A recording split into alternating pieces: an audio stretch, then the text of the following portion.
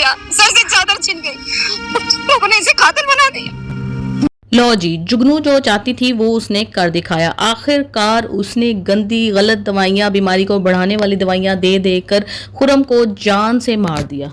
जाते जाते जो उसको सबसे बड़ा धचका लगा वो उसकी एक्सेप्टेंस से लगा कि जो वो एक्सेप्ट कर रही थी खुद कि हाँ मैंने दवाइयां मिलाई हैं ताकि इस बीमार शख्स से मेरी जान छूटे और मैं जिसको डिजर्व करती हूँ हमसा वो मेरी जिंदगी में आ सके। से ऐसी बेवफाई की तवक्को नहीं थी और ना ही उसने कभी जुगनू के बारे में ऐसे सोचा। हालांकि उसकी बहन ने कहा, उसकी माँ ने तो कुछ नहीं कहा, लेकिन उसको समझाने की कोशिश की, खुद खाना बना के देती थी लेकिन उसको समझ नहीं आई। वो गैर औरत पे एतमाद करता रहा और क्या हुआ, आखिर मौत के घाट उतर गया बेयकीनी की कैफियत में।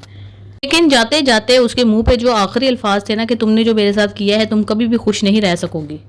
होगा भी जुगनू के साथ ऐसा ही। इसने जिंदगी की सबसे बड़ी गलती की कि एक मुखलिस इंसान जो इसको मिला था इसने उसको गवा दिया। ये ऐसे शख्स के पीछे लगी हुई है जिसको ये सारी जिंदगी भाई कहती आई है और वो भी इसको बहन समझता आया है।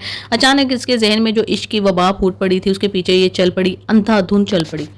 अपनी इज्जत तो इसने खराब की ही है लेकिन उसकी भी इज्जत को दांव पे लगा रही है। को तो मार के कब्र में पहुंचा चुकी है, दूसरे को भी मौत की दहलीज पे ले जाने वाली है। किस तरह ये अब इस तरह की हरकतें करेगी कि हमजा और सोनिया के बीच में दरार आ जाएगी।